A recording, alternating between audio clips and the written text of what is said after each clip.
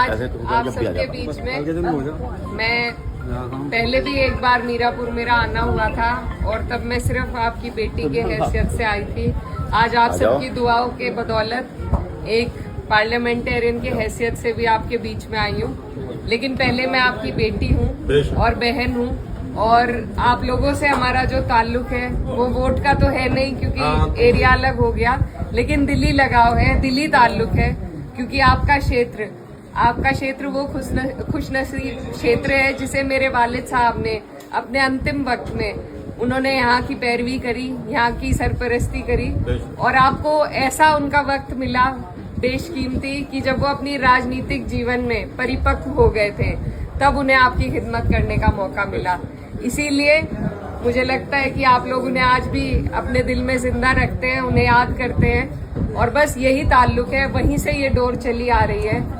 और मेरी बस आप सबसे यही गुजारिश है कि इस प्यार को आपने जितनी दुआओं से मुझे नवाजा है इसको इसी तरीके से बरकरार कर रखे, क्योंकि वोट तो आप नहीं डाल सकते लेकिन आपकी जो दुआओं हैं उसी का असर रहा कि इतना मुश्किल चुनाव हम जीत पाए। और मैं भले ही अपने क्षेत्र की पैरवी करूं लेकिन आप लोग मेरे से दूर नहीं हैं और बहुत नजदीक हैं। जहां भी जिस भी लायक मैं हूं, आप लोगों का कोई ऐसा काम, कोई ऐसी अड़चन जिससे मैं दूर कर सकूं तो वो मेरे पास जरूर आइएगा आप। और इंशाल्लाह जैसे मेरे वालिद साहब आप सबके लिए खड़े रहते थे मैं भी उसी तरीके से खड़ी रहूंगी।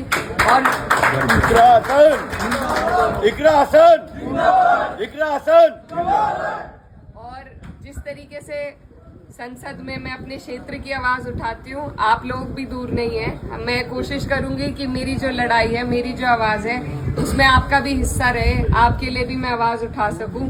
और ये घर हमारा पुराना घर रहा है, नजीर भाई हैं, इनसे पुराना ताल्लुक है, तो ये ताल्लुक ये इसी तरीके से बनकर बरकरार रहेगा।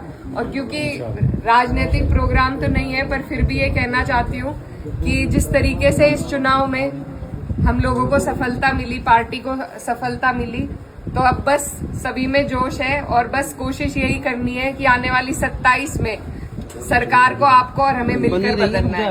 क्योंकि जब तक सरकार नहीं बदली जाएगी तब तक आप और हम कहीं ना कहीं पिसते रहेंगे। तो इसलिए जरूरी है कि अभी से आप अपने जहन में इस बात को डाल लें कि जब मौका आएगा तो यहाँ से हमारे राष्ट्रीय अध्यक्ष अखिलेश यादव जी के हाथों को आपको मजबूत करना है। और सरकार 10 साल से हम झेल रहे हैं, अब की बार मेहनत करके बिना किसी उसके सबको एकजुट होकर उसे बदल के दिखाना है, अपनी सरकार बनानी है। तो 27 के लिए आप लोग अभी से मेहनत में जुट जाइए। और उससे पहले ही आपके यहाँ उपचुनाव भी है, तो जिस तरीके से हमारी पार्टी की सीटें आई हैं उसी तरीके से अब जो जिन सीटों पर उपचुनाव होगा, मेरी आप लोगों से गुजारिश है कि आप अपनी तरफ से एक उदाहरण पेश करें कि सारी सीटें समाजवादी जीते।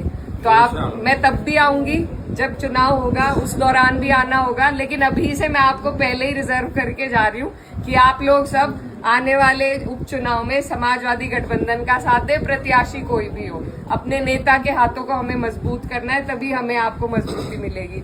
तो बस आप सबसे दुआओं की दरख्वास्त है। बहुत बहुत शुक्रिया। मैं आप सब लोग का